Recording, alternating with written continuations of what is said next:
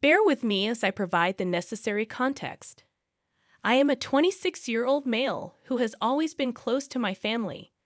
I used to live with my parents and older sister until I turned 18 and left for college. Growing up, I despised our hometown and longed to escape its confines.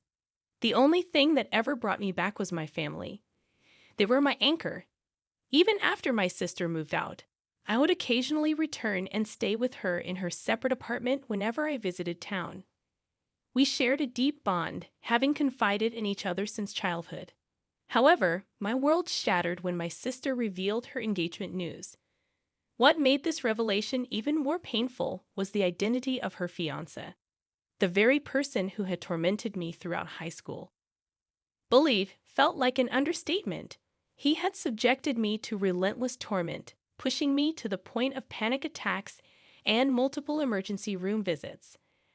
I had made official complaints against him, but he always managed to evade consequences. My parents and sister were aware of my ordeal. They tried their best to help, but the scars ran deep. The shock of my sister's engagement was overwhelming, feeling like an outright betrayal. I couldn't fathom how she could be with someone who had caused me such immense suffering. In that moment, I couldn't even look at her. I fled our parents' house, desperate to escape the suffocating grip of panic. I spent that night in a hotel, ignoring frantic calls and messages from my family. The next day, I decided to face my family, knowing they must be worried sick about me. I reassured them that I was physically fine, although emotionally shattered. My sister began to explain how she reconnected with her fiancé after returning to town. She claimed he had apologized for his past behavior, a hollow gesture considering the horrors he had put me through.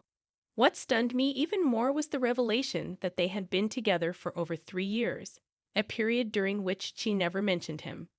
I felt a surge of betrayal as I realized she had shared her life with my tormentor while keeping me in the dark. When my parents expressed their disapproval, I felt a glimmer of hope that they would understand my pain. To my relief, they sided with me, questioning my sister's judgment. She grew defensive, urging us to move on from the past, a plea I found utterly absurd given the trauma he had inflicted on me. She expected me to tolerate his presence at family gatherings, but I couldn't. I bluntly told her she couldn't marry him, regardless of how irrational or stubborn I sounded. I found it unimaginable to accept him as a part of my family. When I confronted my sister, she adamantly refused to end her engagement, dismissing our conflict as a petty feud. Her words cut deep, especially considering she knew the extent of my suffering. Realizing I couldn't change her mind, I gave her a straightforward ultimatum. She had to choose between her fiancé and me. I couldn't bear to be a part of her life if she married him. She argued that my demand was unfair, professing her love for me. I acknowledged the truth in her words, but I simply couldn't fathom having that man in our lives. In the end, she chose him, tearfully explaining that she didn't want to make this choice, but felt compelled to. I told her I loved her, but declared that she would never see me again. I wished her well and walked away.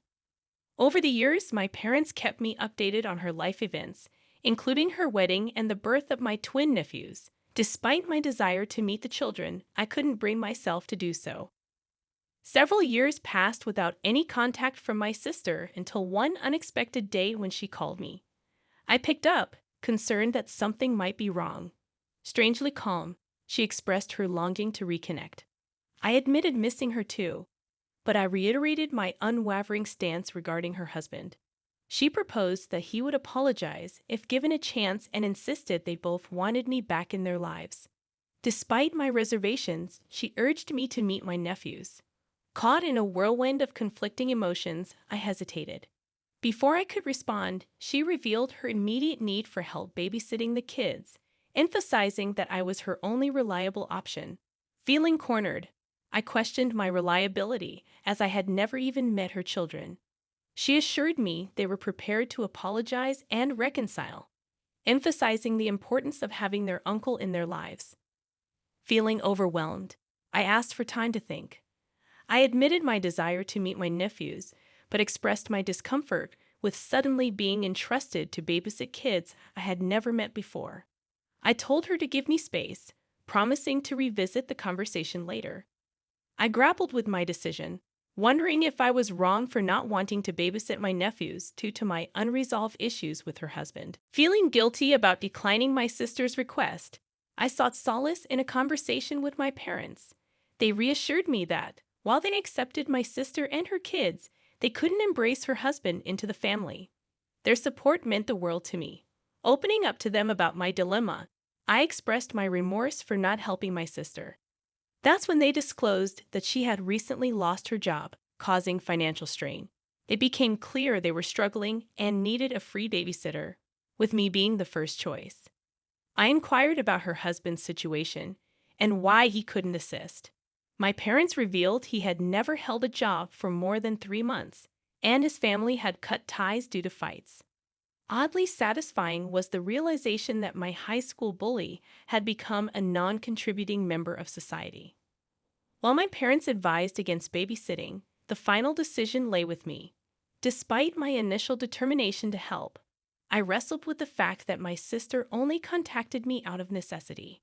It felt incredibly selfish, making me wonder if her husband's influence was at play. The internal struggle persisted since her call, but ultimately, I knew I couldn't accept her offer. Summoning the courage, I called my sister to decline, even though I felt compelled to apologize. She questioned my refusal, prompting me to explain that being near her husband triggered painful memories. She grew upset, accusing me of dwelling in the past and being stubborn. I firmly told her she didn't know the whole story, emphasizing her lack of right to judge my decision. She coldly told me to stop whining about a little bullying and move on. I was seething with anger because she had witnessed my panic attacks caused by her husband. I confided in her about my suicide attempt, something our parents had kept from her because she was away at college at the time. After hearing the full extent of my pain, she was left speechless. I laid out the reasons why I couldn't be near him and accused her of being insensitive for forcing me into that situation. She promptly apologized, but it fell flat for me. I felt like her apology came too late. She should have supported me long before knowing the truth. Reminding her that she'd chosen her husband when I asked her to decide, I told her she needed to let me go. She couldn't have everything and everyone. I couldn't understand why she would marry such a horrible person after everything he had put me through. To me, both she and her husband were reprehensible. She should have stood by me, making her equally culpable. I commended our parents for standing by my side all this time. Now, shifting to our second story, my closest friend is getting married in Sicily this August with less than a year's notice. I was asked to be a bridesmaid, but I'm starting to feel unappreciated. Despite their wealth, my friend, who doesn't currently work, has invited people from all over the world. My little sister was uninvited due to guest list cuts. They chose a 5-star hotel for the venue, expecting guests to pay for their own accommodations from Thursday to Monday. Moreover, there's a Shabbat dinner, but the bridal party isn't invited because there's not enough space. When I raised concerns, the bride shrugged it off, saying it wasn't a priority for her fiancé, who cited the cost.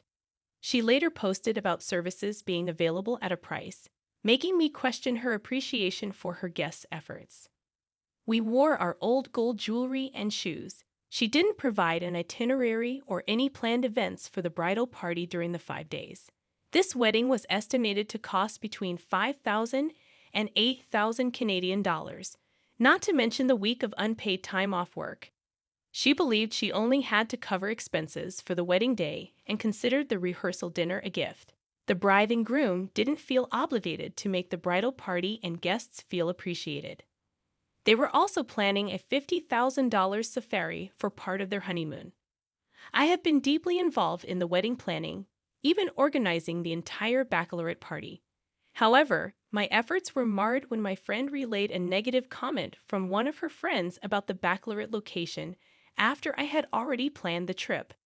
When I expressed feeling unappreciated, she did apologize, but it left me questioning my decision. Am I the asshole here? My friend's family and others are advising me not to go, considering the substantial cost of $5,000, plus a week of lost wages and being entirely on someone else's schedule. They suggest I apologize with vague comments about wishing them the best but explaining I won't be able to make it. They're convinced that I shouldn't go, arguing that I shouldn't spend such a significant amount on something like this. Furthermore, taking time off or losing a week's pay for this event seems unreasonable. While I'm willing to go to great lengths for my best friend, it appears she's expecting too much without considering the financial impact on me. Hey, if you're enjoying this video so far, don't forget to hit the like button. Let's dive into our next story. I, a 31-year-old female, met Lisa, a 36-year-old female, in my accounting class, and we bonded as adult students. Lisa was severely behind on her homework due to a pipe break at her place. She and her 2 daughters had to shower at a hotel on weekends and make do with sink wash-offs during the week. Despite her challenging situation, she took on 7 classes this semester to graduate on time in May. She asked if I could stay with her at school for a homework session. I explained it was uncomfortable for me and invited her and her daughters over for a joint homework session and playdate at my home. She expressed her gratitude and said she would bring a pizza for the kids, planning to arrive at 6:30 p.m., excited to cook curry chicken and rice. I started preparing before her arrival. However, she showed up earlier than expected at 5:30 p.m. I had made enough for her, myself, and my neighbor along with their kids, who were fans of my cooking. I hadn't prepared anything for my son and my classmates' kids, as my son had expressed a preference for ramen, and she had mentioned bringing pizza. When she arrived, she immediately went upstairs to use the bathroom. It was slightly awkward, but I brushed it off. However, I noticed she hadn't brought any pizza, so I inquired. She explained she got her 2 daughters Wendy's instead. I asked her daughter's age, and she said 5, although she looked older and taller than my son. The mom corrected her, stating she was 3 and had a speech impediment. Despite noticing the kids asking for food, I didn't offer them my leftovers, thinking it wasn't my responsibility. Later, the kids expressed their reluctance to leave, and the mom asked if they could spend the night. Overwhelmed and considering it was a weekday, I declined. Am I the asshole for not sharing my leftovers, which consisted of 1 piece of chicken, rice, and veggies, and refusing to let them spend the night? I did provide the kids with snacks like popcorn and Oreos. She mentioned the 9-year-old's Wendy's meal had been accidentally thrown away. Second edit. I invited her over for dinner, but she declined, citing her class that night. I suggested the kids could come over when she attended class instead of staying with their dad. This was what she had told me about their routine. After discussing her situation, she revealed they were homeless and washed up at school due to broken pipes. She asked to stay overnight, but I declined. Am I the asshole for not helping her and her kids in this situation? Many have suggested calling child services. In our 4th and final story, my family has always been well off, enjoying frequent vacations. However, when my dad recently booked a trip to Italy, there was an oversight regarding my wife. In a family group chat buzzing with excitement, I called my dad to thank him for including my wife, who had often felt left out. To my surprise, my dad informed me that he had booked the available seats, leaving no room for my wife. He hadn't considered her in his plans.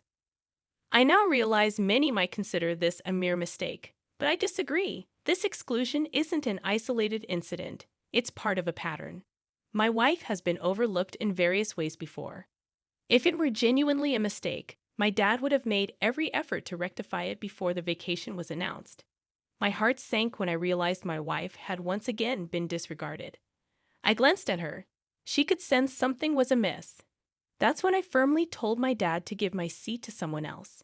If she wasn't included, I wouldn't be going either. In the past, I used to find ways to include my wife, but I was weary of always having to advocate for her. They never did this to my sister and her husband. They were always included as a couple. But when it came to my wife and me, we always had to find our own way in, as if we weren't taken seriously. I decided I wouldn't do that anymore. This time, I drew a hard line in the sand. This man had the audacity to suggest that my wife and I could book our own flight, and just meet them there. My response was a resounding no, and I hung up. Needless to say, my wife was in tears, upset but also relieved that I stood up for her. A couple of days passed, and my wife and I decided to embark on our own vacation to a more modest location, a large rental cabin with her family, who are incredibly supportive. When my family found out, they bombarded my phone with messages. My mom even called, telling me I was being unreasonable. According to her, it was just a simple mistake on my dad's part, and I could easily book a separate flight and plan an entirely different vacation with my wife. I explained to her that this was about the consistent exclusion of my wife from every family-related event since our marriage. My mom dismissed my concerns, calling me crazy and insisting I was overthinking the situation. Despite her words, I couldn't shake the feeling that there was more to this exclusion than met the eye. Thank you all for your overwhelming support. My wife and I had a heart-to-heart discussion about our next steps. We decided to have a family meeting with my relatives this Monday and confront them head-on. We believe it's the best way to address the situation and seek honest answers from them. Many of you mentioned gaslighting, and we intend to learn more about it to protect ourselves better. I made a promise to my wife when we got married. She would always be my priority. I intend to keep that promise. Thank you once again for your support, and I hope to provide you with an update soon. Best wishes to all.